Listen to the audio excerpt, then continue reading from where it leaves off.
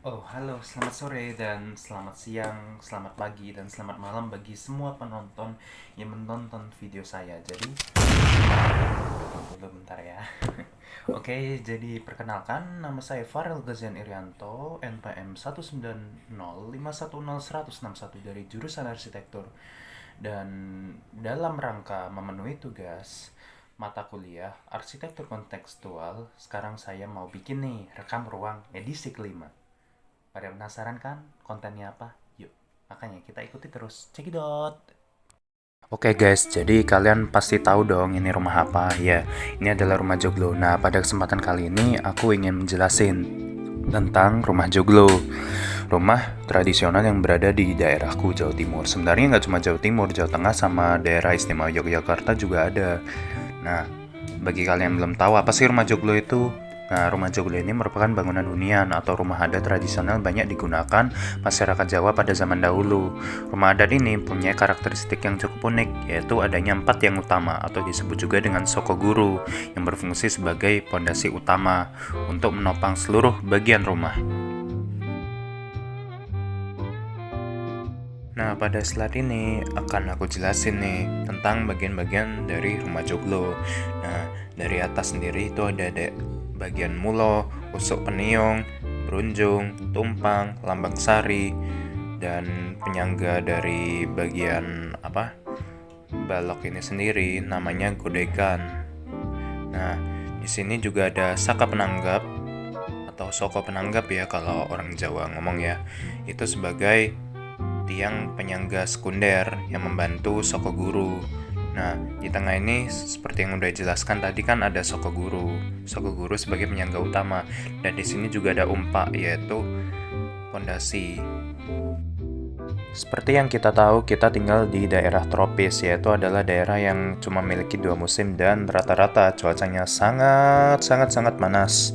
Dan seperti yang kita tahu juga, nah, sebagian besar dari rumah-rumah adat tradisional itu kan biasanya memiliki atap yang memiliki banyak lubang sirkulasi. Nah, tak terkecuali joglo. Nah, joglo ini kenapa sih atapnya bertumpuk seperti ini? Itu gunanya adalah untuk memberikan jalur ruang sirkulasi udara agar melewati atap, dan jika atap itu adem, otomatis bawahnya juga adem dong. Gitu. Jadi, penghuni rumah joglo tidak perlu khawatir untuk kepanasan karena atapnya sudah menerima sirkulasi udara dari luar. Selanjutnya aku jelasin nih filosofi dari bagian-bagian rumah joglo. Wah, kalau udah bahas filosofi mah ini udah kesukaanku banget nih. Jadi, seperti yang kita tahu kan komponen utama bagian depan rumah itu pastinya harus ada pintu. Nah, posisi pintu ini di rumah joglo ini kan biasanya tuh ada di tengah.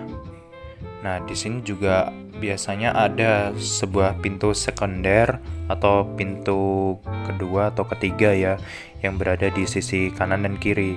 Nah, posisi pintu ini menggambarkan simbol kupu-kupu yang terus terbang, berkembang, dan berusaha keras untuk keluarga besar. Selain itu, posisi pintu yang terletak di tengah juga menjadi simbol keterbukaan dan kedekatan antar pemilik rumah.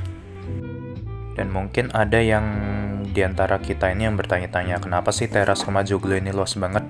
Nah, seperti yang kita tahu kan orang Jawa itu senang banget bersosialisasi, terutama bersama tetangga dan teman-teman mereka gitu. Dan gak jarang pula misalnya kalau ada anak kecil main gitu, atau bahkan kita sendiri yang udah beranjak dewasa, kalau misalnya main kan juga kadang-kadang diajak ke rumah. Nah, itu tuh yang menjadi budaya-budaya orang Jawa keseharian yang udah sangat umum, yang tidak ditemui di mancanegara gitu. Nah, bentuk teras yang luas juga menjadi salah satu keunikan dari rumah adat joglo.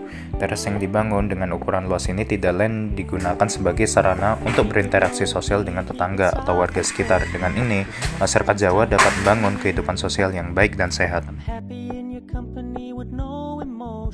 Nah, di sini aku akan jelasin salah satu bangunan yang terinspirasi dari bentuk bangunan rumah joglo. Nah, di sini yang kita tahu itu salah satunya adalah Pendopo Alun-Alun Sidoarjo. Nah, kenapa sih konsepnya kayak rumah joglo? Ya, selain mempertahankan nilai tradisionalitas, di sini juga berfungsi agar bangunan ini menjadi tempat yang nyaman untuk bersantai keluarga. dan orang-orang yang ingin menikmati akhir pekan bersama pacar ataupun tanpa pacar ya.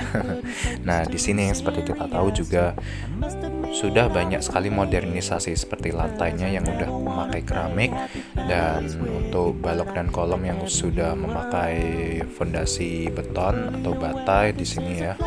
Nah, selain itu juga kita lihat kan bahwa sekitaran area dari pendopo ini juga tetap mempertahankan nilai tradisionalitas dan filosofi itu sendiri, yaitu halaman yang luas gitu.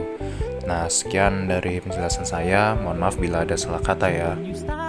Jangan lupa like, komen, dan subscribe untuk memenuhi asupan kognitif Anda. Dan jangan lupa untuk selalu belajar arsitektur dan jaga kesehatan di masa pandemi ini. Oke, bye-bye.